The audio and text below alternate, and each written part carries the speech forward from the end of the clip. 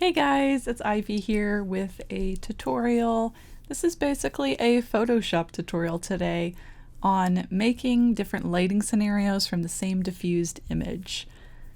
I'm going to put up on screen a little example of the before and after, and there'll be like a morning scenario and a nighttime scenario.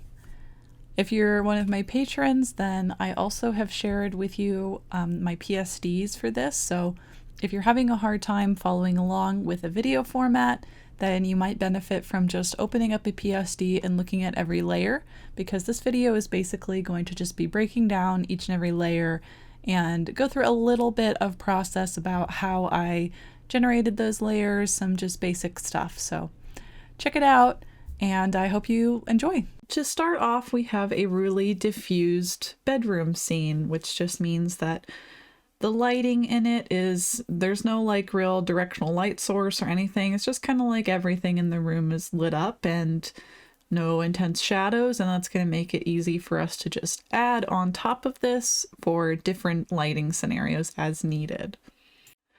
So what I have basically here is my like finished version with all of the layers that I used to get to that point. And then I also have a file that is just like unedited, so we can see if we can kind of catch up this version of the image, and I'll show you how I did each step. All right, so the first layer that we have here is a gradient map with a mask on it, and this is just bringing up the shadows into a little bit of purpley color, softening things up a little bit. So let's apply this to our test image. So here on Photoshop, I'm just going to go into the Channels tab, and this particular alpha was generated from the green channel. So each of these views is the RGB channels, which is a little bit difficult to explain in like one short sentence, but basically it's taking the values from the red, green, and blue respectively. And this one I have generated from green. So I'm going to go ahead and select this green, and on our layers we have this image. It's just merged down one full image. And if I click this little selection down here, this is going to create an alpha selection. So if I go back to our view, doesn't matter if the channels are reset or anything, I'm going to go over and create a gradient map layer. Now, when I create this, it is automatically going to apply that selection that we have, so we do have an alpha applied already. And I'm going to invert this alpha by selecting the mask right here and hitting Control-I to invert. By the way, I use the terms alpha and mask kind of like interchangeably. That might not even be right, but that's kind of how I think of things. So hopefully not too confused. All right, so here I'm going to change up the colors of this gradient map a bit. I think they were kind of like a blue tone to a warm tone, like an orange. And I like that because it kind of makes these shadows go from like a warm tone into a cooler one, which I think looks really nice. And I'm just going to turn this opacity down quite a bit. So that's the effect that we've achieved on this first layer. Let's go on to the next one and see what we've got. All right, this next layer that we have is kind of a bloom effect. So we're just adding a little bit of light here, just on our lightest points, we're creating a little bit of blurry lightness. So let's create this over here as well. I'm just going to copy and paste this layer so we have just like the basic open. And again, I'm going to go over to channels, and this time I'm going to select the red. Now for this, I'm not going to do an alpha select. I'm going to click Control-A and Control-C to just copy this whole view of this red channel. And now turning RGB back on, back to the regular view, I'm just going to paste that in here. So now we have a layer that is just the red channel. I'm going to go to adjustments and let's see, maybe levels. Curves would work just as well, but just for simplicity's sake, I'm going to make this quite a lot darker because I basically want only the light parts to be selected.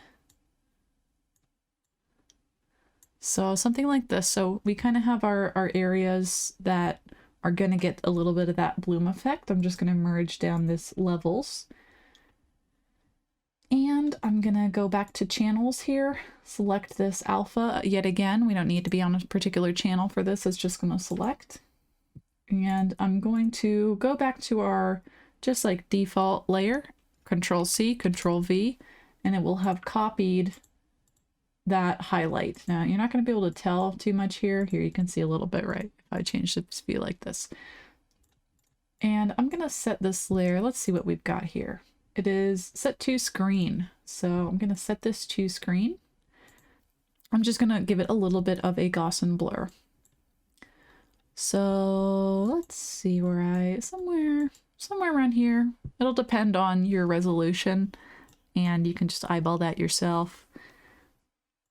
So we have a little bit of a highlight added here, but it's kind of just washing everything out at the moment. So I'm going to go to Image Adjustments, Hue Saturation, or Control U, and turn the saturation up quite a bit. Now, a lot of these items are light enough that even if I add saturation, it's not going to make them very saturated. So I'm actually going to turn this lightness down a little bit so we can get a little bit more color back into them. So let's see how that looks real quick. Yeah, we got a little more color. All right, so now we have a little bit of a glowy effect. That looks nice. I'm gonna bump this down just a little bit, I think, but now I can clean up these layers that I created in the process of this. All right, so already we have just a little bit of softening things up, and let's go see what the next one is. So it seems like the next one is a filter, actually, a cutout filter. And I like to add this because it just creates a little bit of cartooniness in my particular style. And of course, these effects might, vary in how much they suit what you're particularly working on, but I like the look of it for this one. So let's go back over here. I'm just going to merge this down. All right, Control A, Control C, and then I'm going to undo that merging and Control V to paste it in. That will just preserve our layers underneath, but give us a new merge layer to work with. So I'm going to go to Filter, Filter Gallery, and put it on Cutout. It already is, actually. So you can set some different options for these cutout filters, but I actually like how that looks quite a bit. We got kind of the range I'm looking for, so I'm fine with that. I'll just hit OK. And for this, I just turned the opacity down quite a bit, I think. It is at 27%. So we're not seeing too much of that, but it's adding a little bit. All right, this is a paint daubs layer that is doing a little bit of work lightening up some of this line art. So let's recreate this on our test. I'm just going to paste that same image that I was working with without the cutout and go back to Filter, Filter Gallery, and set to paint daubs. You can kind of see that it's gotten rid of all the line art in the back. That's fine. But of course, we've gotten rid of a lot of definition here, so we don't want it to be quite this intense.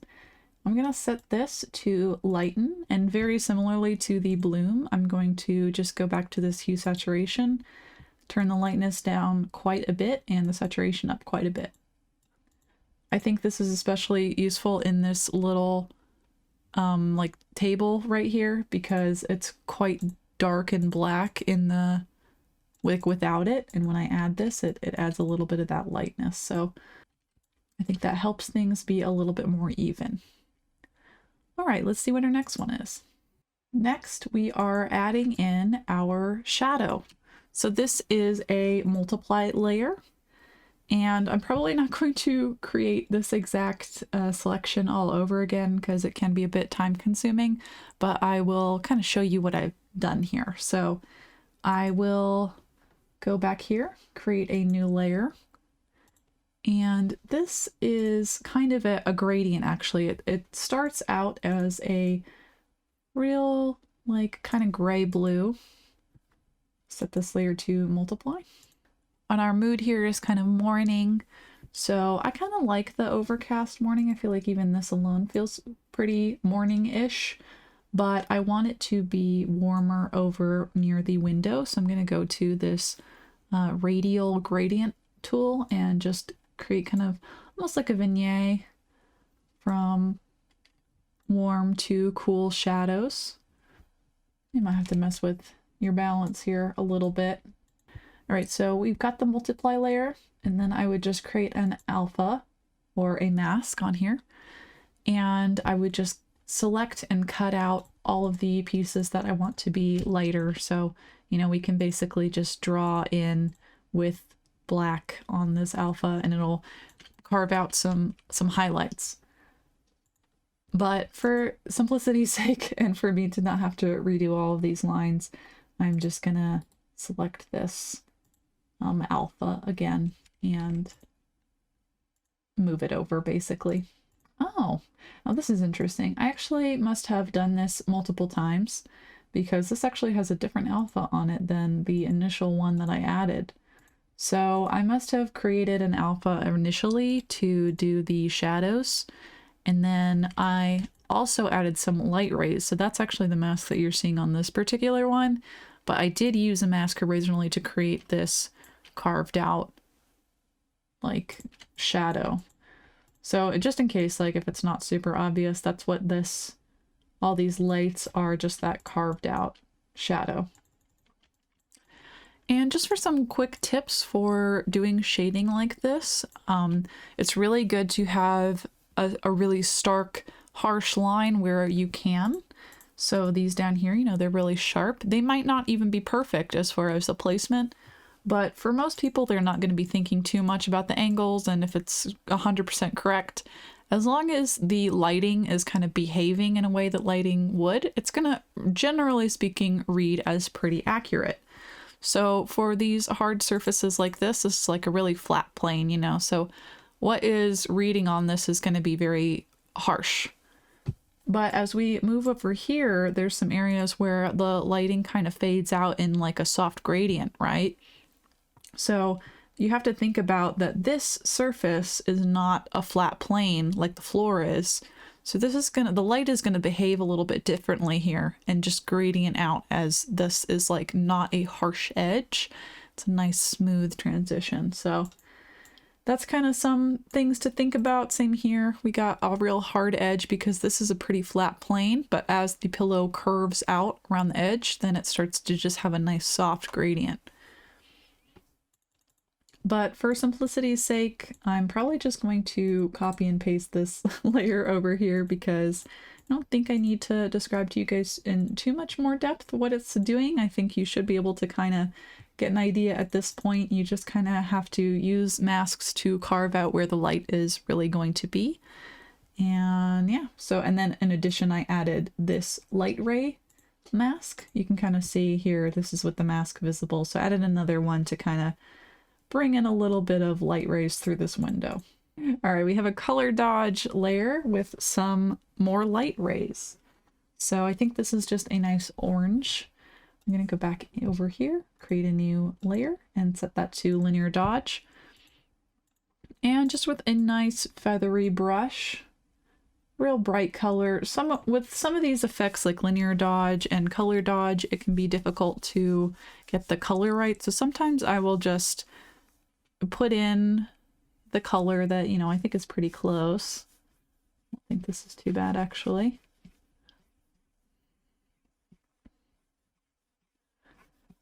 But let's say that's a little bit too yellow, then I'll just go into the hue saturation and, you know, just mess with the color a little bit until it's exactly where I want it, which like that looks pretty good to me. Let's see what color. It's like a little bit more of a red.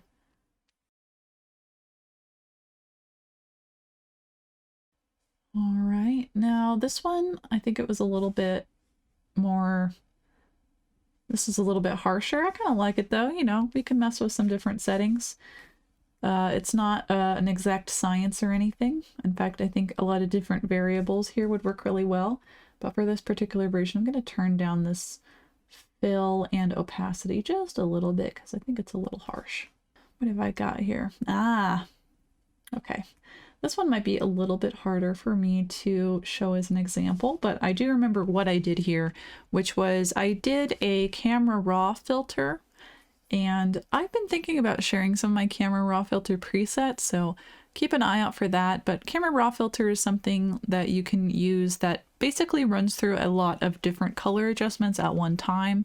It also can do sharpening and like some smoothing and clarity stuff. And sometimes I will edit a picture in Camera Raw filter and turn out to really not like how it looks on the whole image. So here I only liked it really near this window. Let me show you what it looks like without the mask so you can see how I edited this whole. So this is before and after a Camera Raw filter. And I think I decided I didn't really like it in this corner. I just wanted it by the window. Camera Raw filter has so many variables.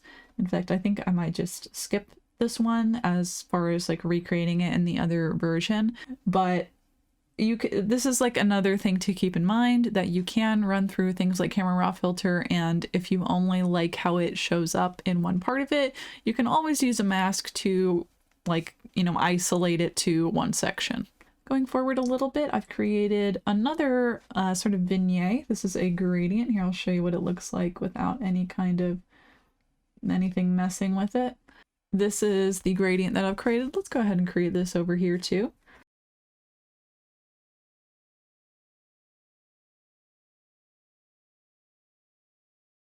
I usually do these gradients not in a view like this. I will do them actually in the, like with the multiply on, like this.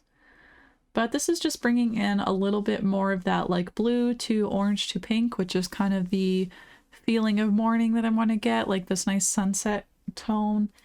And I'm going to turn this down a little bit because I don't want it to be overpowering, but I do like how it brings in a nice warm color. And then here I also added another layer mask to just kind of control where it's coming in, because I wanted this to be a bit lighter. We have some more rays in here, so let's go ahead and do that same thing here, creating a alpha mask and just painting out some of these light rays here. All right, that's nice, bringing in a little shadow. All right, let's see what our next layer is.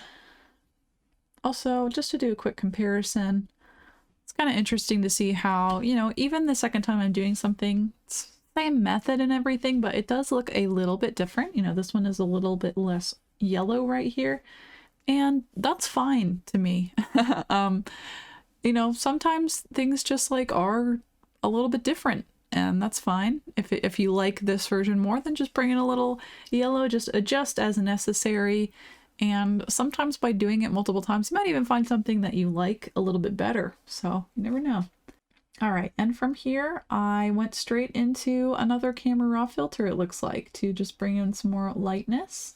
So if you've never been into this setting, it is a newer Photoshop feature. So if you have an older version of Photoshop, probably not going to have this. I'm not quite sure when it was introduced, maybe 2019.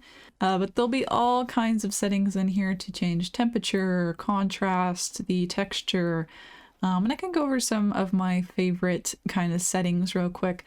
One thing to start off knowing is that you can ask Photoshop to auto balance your whites. This has some, you know, varying levels of success, but I do usually look at how I like to see what they think I'm supposed to be doing here, even if I don't agree with it. And you can always undo with a Control-Z in this as well. You can also toggle visibility of effects just by clicking this little guy in the corner here. Each section will have its own eyeball. A lot of these, you know, it's just varying levels of messing with things. You'll find your own style. I do love turning the texture up. I do it in pretty much every thing I've ever done. And the clarity, I really like it in both directions, though I think for this one I turned it down. It also creates kind of like a filter effect, like a phone filter, which I sort of like because it reminds me, I think that like bedroom photos like this are usually edited in a similar way to this, which I kind of like. But if I'm doing things like pencil work, then I really like to turn that clarity up. You can really see how the darks and textures will really be brought out. And for certain pieces, that is a really cool look as well. I do use curves sometimes. Detail I leave alone. Color mixer, love this thing. So you're gonna be able to break things down between hue, saturation, and luminance. So, and then each color individually within those settings, which can get you all kinds of crazy effects. Just mess with it. I'm not going to break it down here, but it's great. I generally leave color grading alone as well as optics. I mean, distortion can be a little bit fun sometimes, but not really relevant to what I'm talking about here. And right down to calibration, in my opinion, is just another great place to mess with the colors and change the feeling of a piece really easily.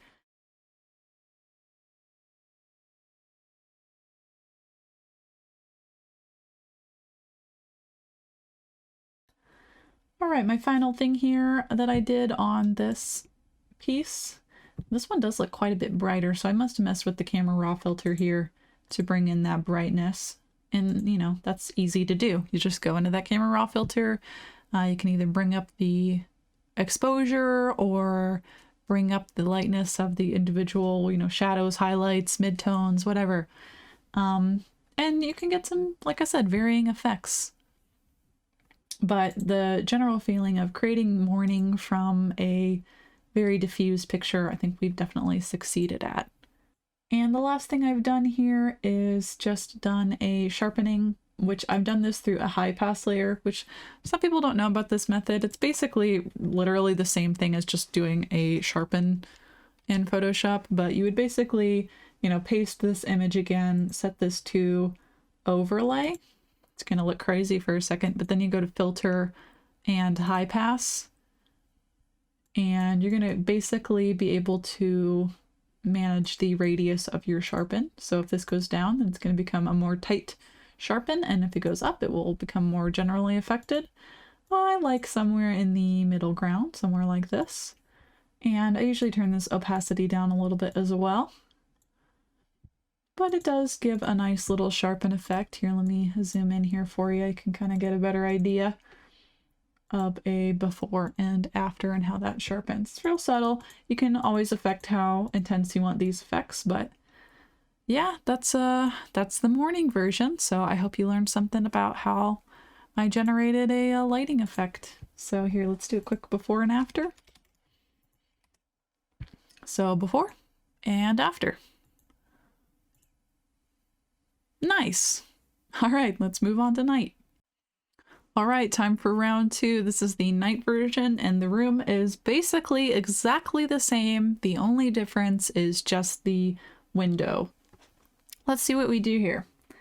The first thing I did was just copy and paste this and change the temperature a little bit into a little bit of darkness. So let's well, not even darkness, it's just generally cooler. So we have our same thing here to kind of recreate this effect in our other file. So just gonna copy paste this, and I'm pretty sure I used camera raw filter for this one as well. Definitely this basic category, turning this temperature blue, maybe a little bit pink. I kind of like that.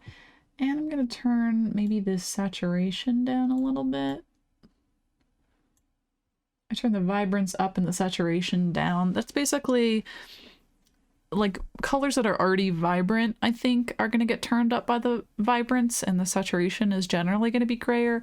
I admit I don't fully understand the purpose of vibrance compared to saturation. I think it's a little bit more based on your eye's view of what is a bright color compared to what the computer thinks is a bright color. It's a bit confusing to me, but something like that. I think this is generally going to be a good start because we'll just be fighting against the colors a little bit less because these are all pretty warm. All right, let's see what our next layer is. Looks like we have a general, just like purple multiply layer, and looks like it has a little bit of a gradient. So let's create this same thing here, create a new layer and a nice desaturated purple. Fill that like this. Nice, yeah, looking good. And with this radial gradient, just gonna make this a little bit lighter and just create a little bit of a gradient here. I'm not actually sure how much that matters, but I did it in this version, so in fact this one is a little bit darker. Maybe we should make it match. I'm gonna desaturate this a bit. And a little bit darker. This is what I mean though, where it's really easy to get like kind of a similar effect, but it might not be exactly the same, and that's fine. Right, looks like I have one more to just bring it down a little bit, so I'm sure you could have like just combined those, but I didn't. I had two separate layers for some reason. Sometimes it is good to break them up into separate parts because then it's easier to toggle them on and off and see what you like. Okay, so for this one, this is another section where you know how we did the light on this for the morning? This is a very similar thing, it's just that our lighting is coming from the computer screen. So I've done a very similar thing where we have our mask here of what it's hitting, and I think I kind of did a combo of using a mask and also painting. But you can see how things were selected as to where a highlight was going to be. So same rules apply. Where there's a flat plane, it's a real solid color, and where there is a little bit more of a smooth, like a curved surface, there's a bit of a smooth shadow there. This is a color dodge layer, and without the alpha or mask, you can kind of see how the gradients are set up a little bit. So for this, again, I'm not going to recreate this in the same thing because it's just too much work to manually create all these shadows. It's a lot of cutting things out. Some of this work is, you know, it's work. It's not just creating a filter. You do have to actually work to figure out where these shadows are. It's basically like doing another shading pass in your piece. So don't slack off. Make sure that you're really paying attention to where the lights are. It is a little bit more forgiving than maybe when you're doing your first pass of shading on a piece, but same here for this one. Now this one is quite a bit more feathered in general, basically because I got lazy, I think. But here I'll show this as well. So this is just a more general glow where I want some of this to hit. I think this is a linear, oh no, it's also a color dodge layer. This is just a little bit greener, so it's just bringing in a little bit more of that highlight. This is another one where I'm just gonna duplicate this over because I think you guys know how to create a color dodge layer.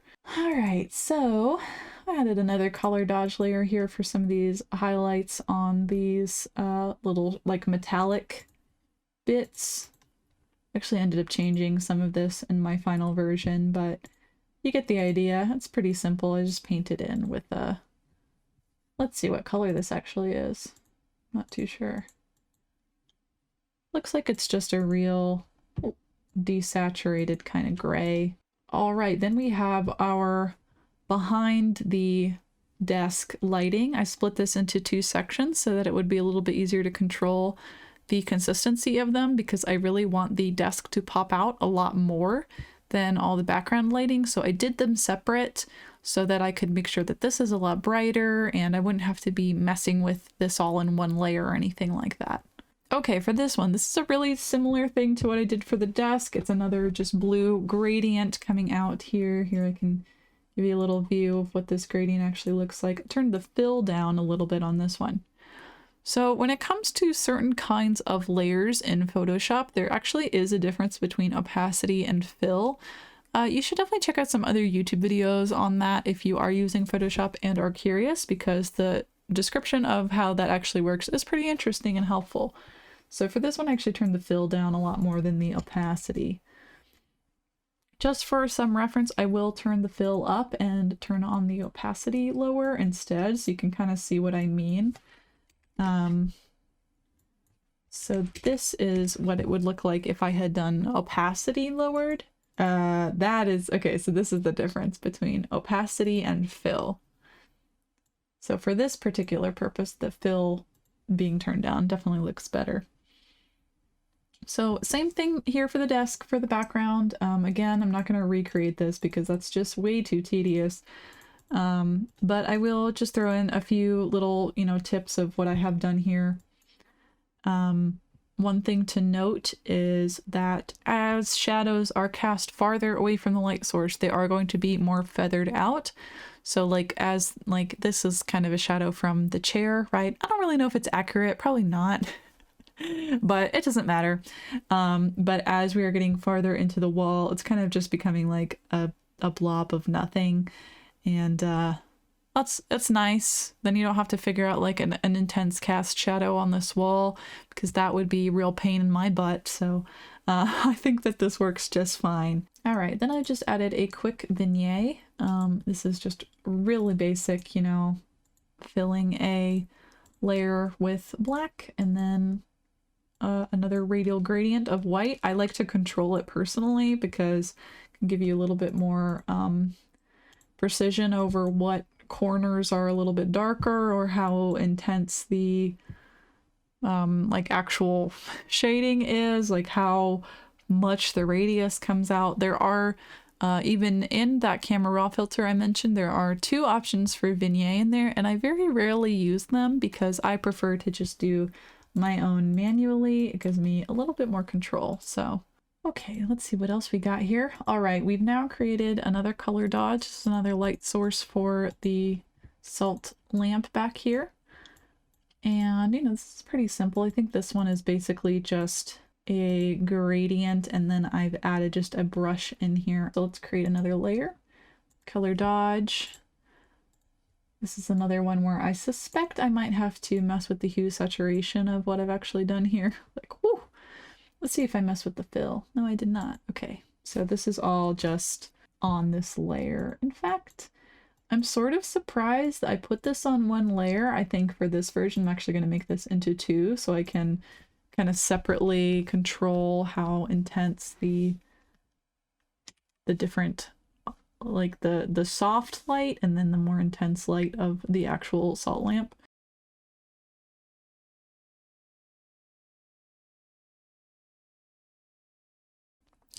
That isn't it for this, because we also have some casted highlights on another layer. So for this, you can see I really carved out where these lights would be coming from. So we have another alpha or mask here where I cut out the sections and then added the gradient so they would kind of fade out from the actual light source. So like you could see right here, right? We have a gradient that's starting here and kind of fading out, and then the alpha is controlling where it's casting. So you can tell if you like look between this point where there's quite a bit and then it's just kind of fading out into the darkness.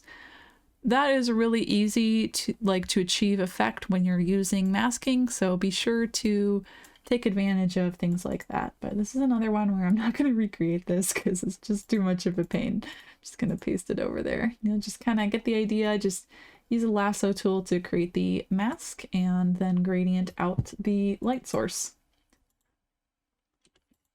All right, we have this light now. Linear dodge, add just a nice low opacity. This might even be like, I was gonna say it's white, but it's actually like a real brown color. All right, let's get this added over here.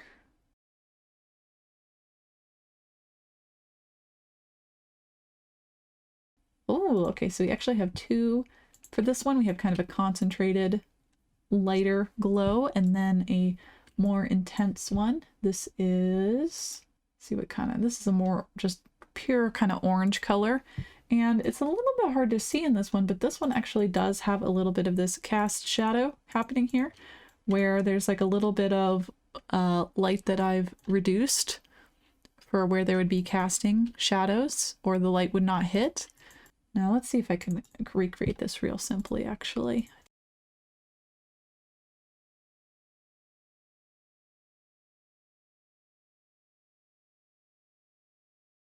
Like that. Okay, so for something like this, it should be fairly easy to kind of select these little orbs. In fact, I'm just going to use a quick selection tool and sample all layers. And I think if luck is on my side, they will just select, yes, perfect. So I'm just going to select all of these using this quick select tool. Doesn't even have to be perfect. It's gonna serve our purpose pretty well. Oh, so like for this one, it's having a harder time with this contrast. So I'm just going to go ahead and use the lasso tool.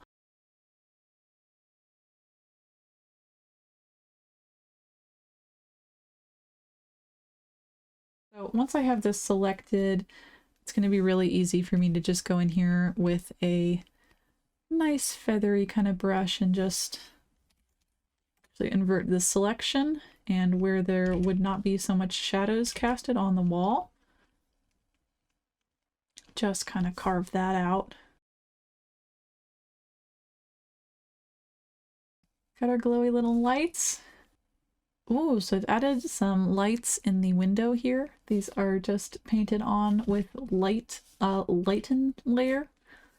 This is pretty optional, of course very situational, but in this case it works. I think it's literally just like painted in there.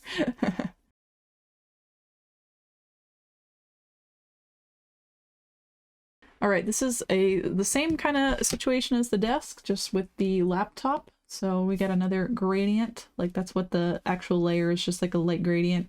And then we've created a mask for where the light is actually going to hit based on where this light source is. So, you know, we have shadows casting in this direction, you know, in this direction from the light source. This is another one where I'm not going to recreate this. I think you guys will be able to figure it out. Got a little highlight here from that same source. It's just a color dodge layer. This is a linear dodge layer, by the way, this laptop light.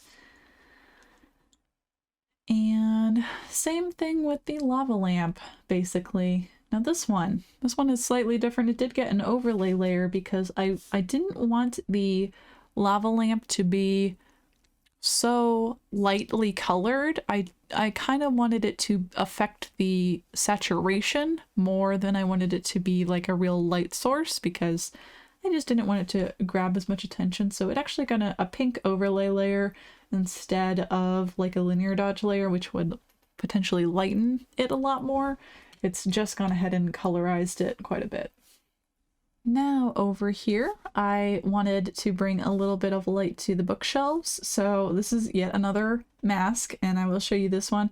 We have some real just like area coverage in this one. It's basically just like bringing out these planes that are facing the light source, that I just wanted the covers of these manga and the shelves to like really pop a little bit more.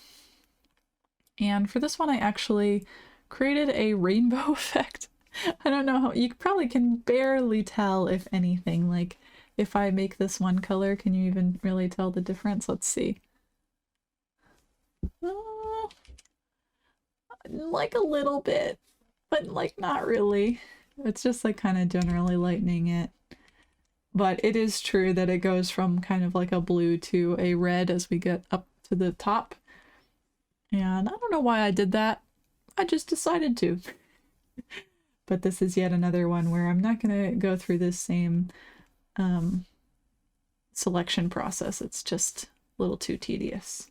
Then we have a color dodge layer that is bringing in a little bit of light to this jacket and this bed. And I think this is just a blue, kind of like a real feathery brush. Let's add that color dodge. Nice feathery blue.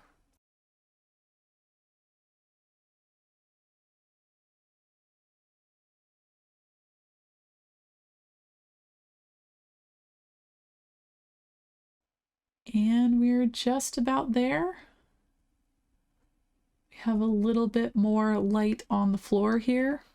It's just another linear dodge layer, you know, same kind of thing, just pulling in a little bit of light. And I have a warm light from this salt lamp that's just kind of a real glowy gradient.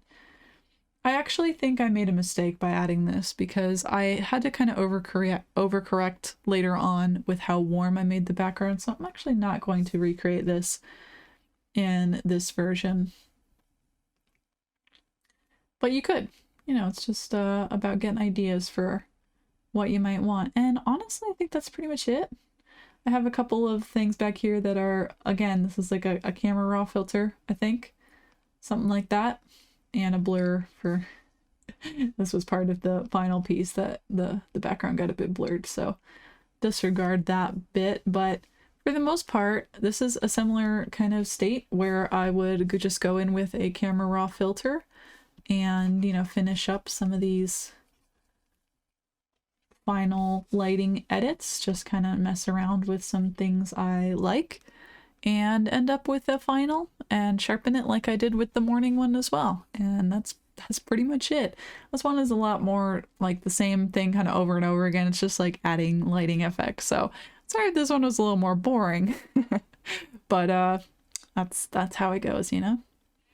If you made it to the end of the video, thank you so much for watching. I really hope that this was helpful to you in some way. I always try to share tips and tricks that are really general and can be applied to a lot of different scenarios and programs. So hopefully you learned something, and I'll see you guys in the next one. Bye!